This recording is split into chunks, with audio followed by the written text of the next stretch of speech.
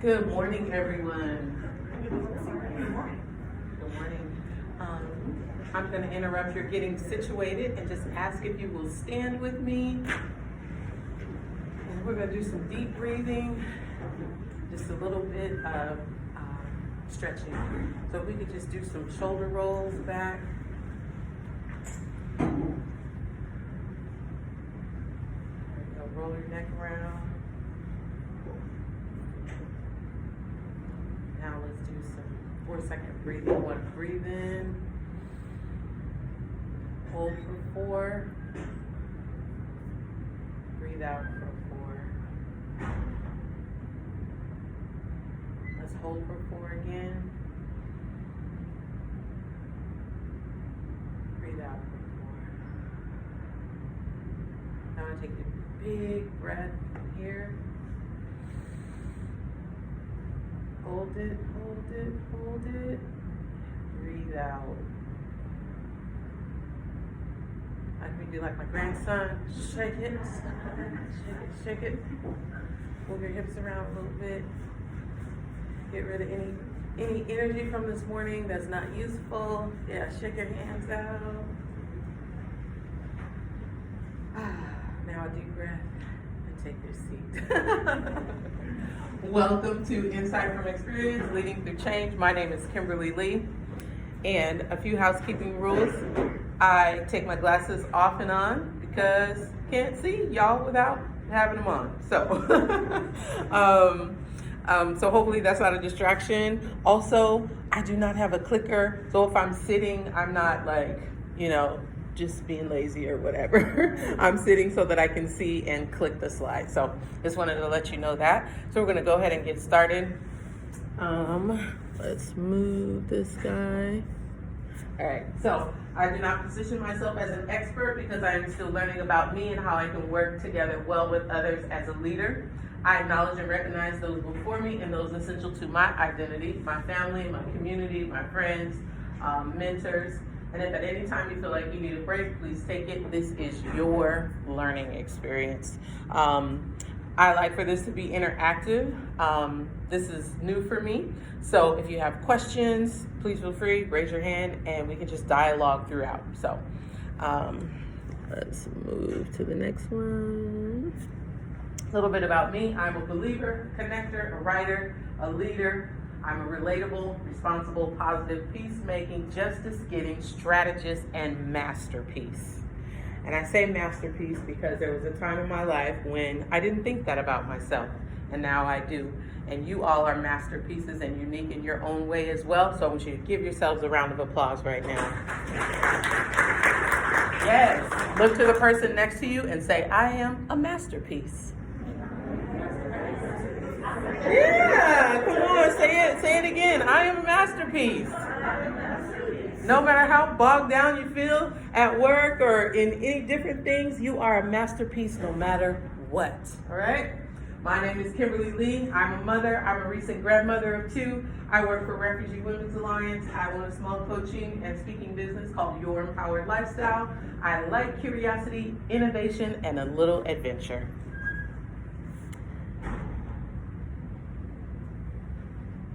All right, so let's dive in a little bit. Welcome everyone.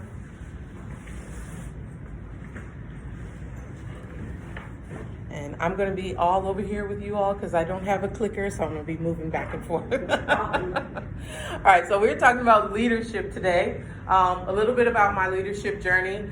I ran a community food program in the Columbia City area for 6 years. I was baptized by fire into pastoring for that because I won't go into the backstory. That was 6 years. And then I took a management position. I was also baptized by fire into leadership into that, which means I did not have any formal training. I did not have any education into that. And so the reason why I'm standing before you today is because I learned by my mistakes. However, I made it up in my mind early on that I was going to fail forward. And a lot of times as leaders, we don't get the opportunity to fail forward. We just feel like we have to keep going. We have to have all of the answers. So I hope that I can say something today from my journey that will help you, that will add value to you, or just remind you and put you in remembrance that, hey, I don't have to have all of the answers, but it does not take away from the fact that I am a masterpiece. I am who I am, and I am a leader. So hopefully something from my story will encourage you today. All right, 3 things that I've found leading through change that I absolutely had to decide on early on as I sat in the office thinking to myself, what in the world have I gotten myself into? When I first started my previous position, I didn't know that the company was going on vacation because nobody told me that. So I was sitting in the office by myself, didn't know what was going on, hadn't heard anything about people being off. So I was just at a loss, and I kind of had to figure these things out as I went. And so early on, I had to decide, okay, Kim, you're gonna need 3 things. You're gonna have to always recognize your value and your self-worth. You're gonna have not only the company vision when you work for somebody, or even when you're an entrepreneur or a business owner, you have to have a vision, right? You have to have something that you're moving towards. So I had to continually revamp a vision. How are you going to get a vision for the position that you're in, right? And voice. This was really, really important for me. I had to garner my strength and garner my courage and speak up for myself and realize that I needed to have a voice among my colleagues and my peers. Because I would go to meetings just like shaking in my boots and, go along with everything that was being said without understanding that I brought value to the table. I had a vision for what they were entrusting me to guide, and I had a voice. Authenticity is vital to well-being. I had to realize that if I was going to succeed at leading, then I had to show up as me. Right? I had to show up as me. I had to show up with all my gift mix, my skills, my experiences, show up as me, right? Show up as the woman who had been hiding. I've been in leadership positions since I was a little girl, but I just kind of hid back, right? And I would always navigate towards these leadership positions. And so authenticity is vital to well-being, and I had to realize that. So maybe some reflection where you aren't feeling like you're being completely authentic. Now, I'm not saying bring your whole self to work. I'm saying bring your best self to work. Bring your most evolved self to work, right? Nobody wants to see me how I am sitting on the couch watching Netflix, shoving popcorn in my face, right? Nobody wants to see that, and I don't want them to see that. But I do want to bring my most evolved self to work. So authenticity is vital to well-being. Question, do you have a vision for what you want to accomplish in your current position? Or are you just kind of going along with that? What do you want the outcomes to be? If you have staff, what do you want your outcomes to be for your staff? What do you want the outcomes to be for yourself? Are you going to be in this position 6 more months, 5 more years, 7 more years? What's your vision for this position? Do you want a healthy team? And are you willing to take the leap to do what needs to be done to have that healthy team, or whatever it is that's in your vision? Understand your self-worth and how it plays a role in your satisfaction and promotion. Self-worth is vital to what we do every day. I know that I work with a youth team right now. I work with youth, and these youth are so amazing. They're so on it. They teach me things each and every day, or staff will come to me and say, man, I learned this from the 5th grader.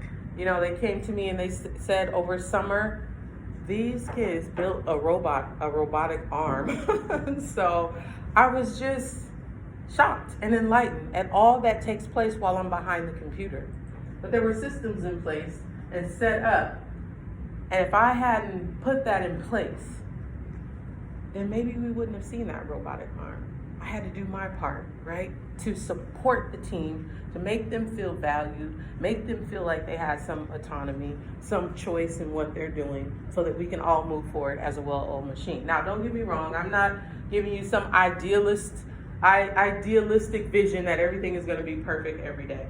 I'm saying this was my journey. I had to show up for the vision that I wanted to see. Not only at work, but in my personal life as well. Authenticity is vital to well-being. Don't lose your personal power to politics. This was huge, and it's a very uncomfortable conversation sometimes to have. Wherever you are, wherever you work, there's going to be politics, right? Am I telling the truth or am I lying? Okay, I'm telling the truth. Just want to make sure I'm in the right room. And for me, I was so gung-ho when I started in leadership that I was just getting involved in everything, in every conversation, right? I didn't need to be in every conversation. I was getting involved in politics and hearing things that I didn't need to hear that were not, I'll say good for me, that were not good for me. But I had to pull back and say, if I'm going to keep my authenticity, and I can't be involved in every conversation, I can't be involved in politics, unless they directly relate to me. I can't be involved in that. So these three things really helped me early on as a leader. Understanding my value, having a vision for where I was going, and using my voice. Any thoughts, questions, concerns around that? Okay. Leading through change means tension.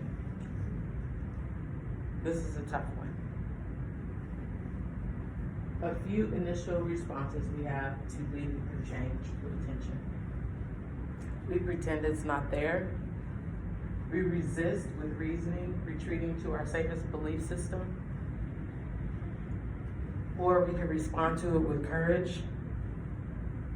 Or we can dramatize it. Surprise, panic, blame. I've done all of these. But I realized that particularly this did not get me to where I was going. So I had to decide on which mindset that I was going to follow. Did I really want to bring peace and bring change? Or was I just kind of wallowing in the editorial that I was listening to and that I was giving? So you gotta decide when you're leading through change and there's tension, who am I gonna be in this? What am I gonna bring to the table? And it's hard because you wanna hear people out, you wanna hear what they have to say, right? And you want to vent, but we've gotta decide. One of the reasons we suck at change is because we get so used to comfort and things being the way they are without exploring. I wanna encourage everybody, as you embrace change, before you resist it, kind of explore it a little bit. Explore it a little bit. What does this change mean? What is it gonna mean for me? What is it gonna mean for those around me? How can I or my team benefit from this change? How are we not gonna benefit from this change?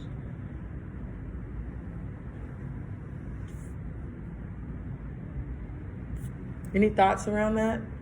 Questions, concerns, comments? Okay, we might get done a little bit early. I feel like I'm speeding through this. Tony Robbins, one of my favorite speakers, says, expect change. Analyze the landscape. Take the opportunities. Stop being a chess piece and become the player. It's your move. I want to put a question out there. How do you embrace change? Anybody want to share how you embrace change? Yes.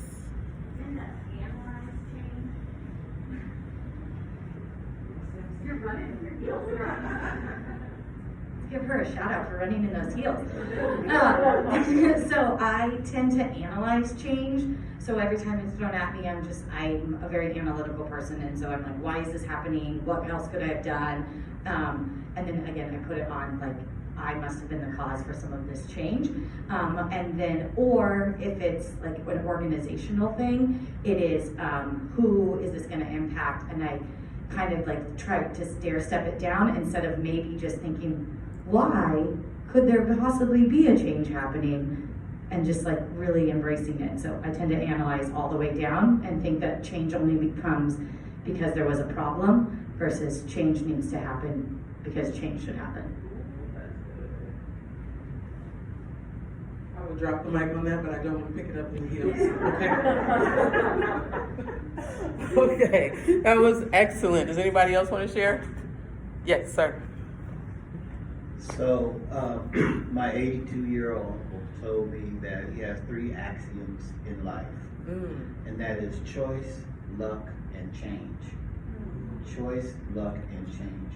And so, I'm always embracing change because I know it's part of the evolution of who I am and who our organization is. But as the lady said, we have to evaluate that just to make sure that's in line with our mission and where we're going at all times. And the more and more you embrace this, the more and more your gut feeling tells you that it's the right way to go. And then once you figure that out, then how am I going to get to that change? What's the plan? What's the procedure? How does it happen?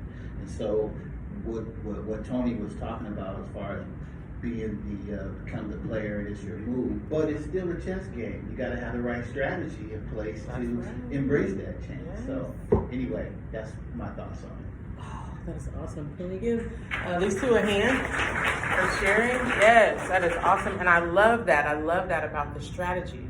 What's our strategy going to be as we're leading through change? I know for me, for many years, if change happened, I just kind of, went with it. But I have personal power in any change and how I'm going to respond. Because there were many years that I reacted to change, but I have learned to respond to change. So you can stop, like the gentleman said, okay, how am I going to strategize through this change?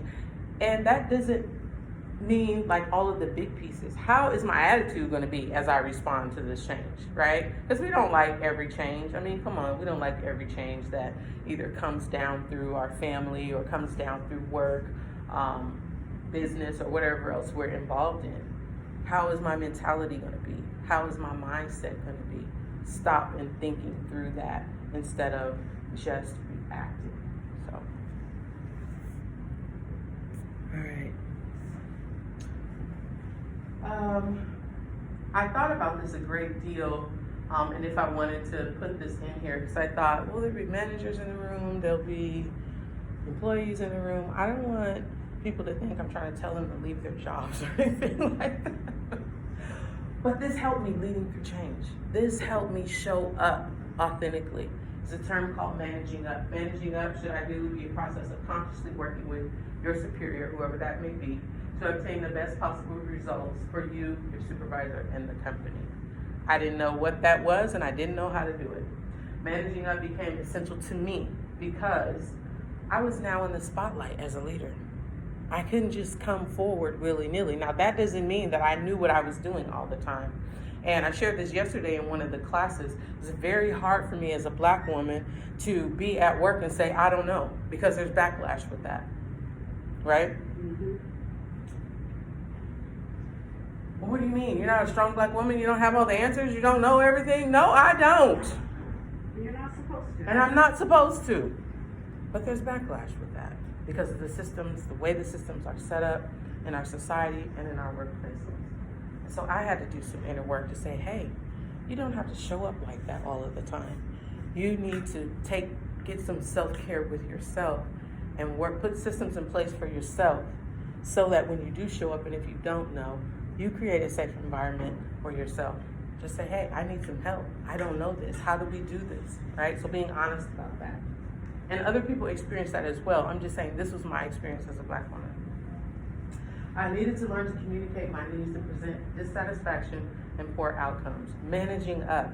Being able to go to my supervisor or my director and say, this way of, because a lot of times in nonprofits, and we said this yesterday, they give you a notebook, they spend 15 minutes with you, and then boom, you're off to the races, right?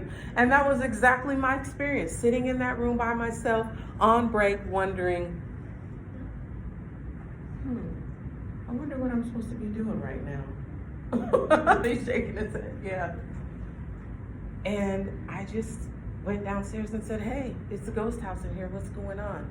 I didn't get anything. Oh, we're off for a week. I had to learn to manage up. I had this experience for a reason. It was so that I could come into my personal power and my voice, because I had never been in a position like this before. I was now in the spotlight, and it was my responsibility to learn what I needed to do and how I needed to support those that I would be serving. So, and I didn't want to be dissatisfied. I took the position too, right? It was offered to me. I took the position too. So that meant again that I needed to take responsibility for what I took, what I said I would do, right? So in order to prevent poor outcomes, I needed to go to my supervisor and say, this is what works best for me. This is what I need. How often do we do that? How often do we go to our supervisors and say, hey, this is what I need? But because we're so into our work, we have our heads down, we're working, we're moving, we're flowing, we just say, I'll deal with that later, right? So creating this manage up system for me helped me to lead through change and say, I don't want to be dissatisfied. I don't want to have poor outcomes. Here's what I need. I needed to clearly communicate vision, strategy, and goals to a team to build satisfaction and trust. I went to my supervisor and I said, hey, can I be forthright with you? Can I be honest with you? And this was me being authentic. This is a mess. This is a mess, right? I might not do that now. I might say it in a different way, but 2 years ago, I just wanted to be honest with her. I was overwhelmed. I was shocked and amazed at some of the things that were going on. People just kind of did whatever they wanted to do. They were creating their own schedules. They were working when they wanted to. And this is what I said I would take on. There were not a lot of systems and processes. And so now I have a system for everything. When people come on board, they go, gosh, you have a lot of spreadsheets, don't you? But I want to support people, and I want them to be able to have the data they need to do their jobs, right, at the end of the day. And so I needed to clearly communicate vision, strategy, and goals to a team to build satisfaction and trust. When I started managing, the team that I had no trust in me at all, and they shouldn't. I needed, as a leader, to create an environment where they could learn to trust me, right? Now, in taking those steps towards that, what ended up happening is some people just organically kind of left. This is my story. They just kind of organically kind of fell off and left as I did things to create an atmosphere of trust. Work trust, right? Not how you trust your mom or your dad or somebody that's really close to you, but work trust. Like, I'm going to do what I say I'm going to do when I say I'm going to do it. And so this was me going to my supervisor saying, hey, I'd like to institute this because this is what I'm hearing. For example, I can't, one of my staff, I really can't talk to other people. I'm not really good at, and I'm like, well, you are the coordinator. You have to talk to people. But I heard what she said. And so I said, okay, if they will allow me, I will take this to the leadership team. I'd like to institute lunch and learns. There's not only one, but other people on the team that have a fear of speaking. They have to network. They have to talk to other people. Can I do this? Yes, you can. That was one thing that helped me build trust with my team because I heard their need. And I said, okay, this is what we're going to do. They were, even though they were just talking amongst us 9 folks, they were scared and shaking in their boots. I'm like, it's us. You work with us every day. But that doesn't matter. I had to learn to hear what they needed as I led through this change. Because it wasn't about what I needed. I talked to people before, so I was okay with that. It was hearing what they needed. It's hearing what other people need as well as you lead through change. When this happens, it's easier to become partners in your work with people who respect each other. I learned this yesterday that, for example, I have a new young lady on my team right now. Right now, I'm in the supervision stage with her, right? Anybody hear that presentation yesterday? Yeah. So we're in the supervision stage right now, and we'll move to the management stage where, she'll learn a little bit more, and I'll just say, hey, go for it. You have autonomy over this. When you need me to step in, I'll step in. Then we'll move to the coaching stage. Then we'll move to the thought partner stage. That's where I want to be with everybody that works on a team with me, right? Now I realize in different situations, we'll go back through those stages. So if somebody new comes on, they're not going to be my thought partner right away. We're going to be in supervision. We're going to be in management. All right. So I had to learn to manage up. Ask for what I needed. Now, I'd like to take this idea and apply it to us personally. Manage yourself up. So we know what general management is. It follows a process of downward communication in which the flow of information is directed down through each level of organizational hierarchy. We know that. The managing up includes building a solid relationship with your supervisor, using your relationship to anticipate needs and communicate effectively. What do you need? If you have a piece of paper, I want you to write down 3 things that you need from your supervisor right now, or your director.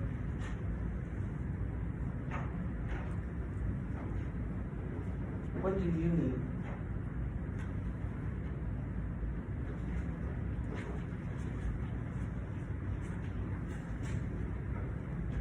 And if you don't need anything, can you share with us why?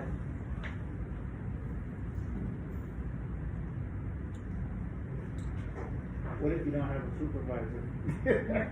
If you don't have a supervisor or you're the director, then I would say to that, do you have a mentor? Do you have someone who holds you accountable? Yeah. Are there conversations you need to have with your mentor? Okay. Are there conversations you need to have with,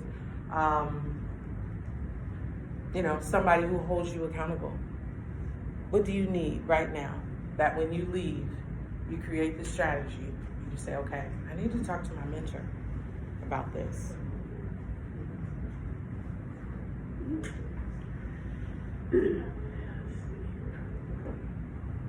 Maybe I need to give them a call. Maybe I need to text them. Because this is about change, right? As change is taking place around us all the time, whether we want to acknowledge it or not, right? So we're always needing that mentor. We're always needing to do self-reflection on where we want to be as we are walking out our purpose, our work, our destiny, as some call it. Okay, the reason why I needed to manage myself up. Everybody was busy. I worked in corporate for over 20 years. I knew how to do that. I knew how to navigate that. I knew how to navigate those politics. And then I went with rose-colored glasses into nonprofit thinking, oh man, yeah, this is gonna be a breeze. But everybody's so busy because they're serving other people. And there were so many needs. So here's some practical things that I had to do. I would go into meetings. Everybody's just kind of talking. And I'm feeling frustrated because I need structure. And I had to say to my supervisor or director, can I create an agenda for this? Because I'm struggling. And I really was struggling. And overwhelm is something else. We'll talk about that a little later. But I was overwhelmed in leading through these changes. So I created an agenda for meetings with my director. And I would go into that meeting and I would say, is there anything that you'd like to share? If not, can I proceed with my agenda? This is managing up. I went in with an understanding. I took 10 minutes, no more than 10 minutes, to create an agenda for myself.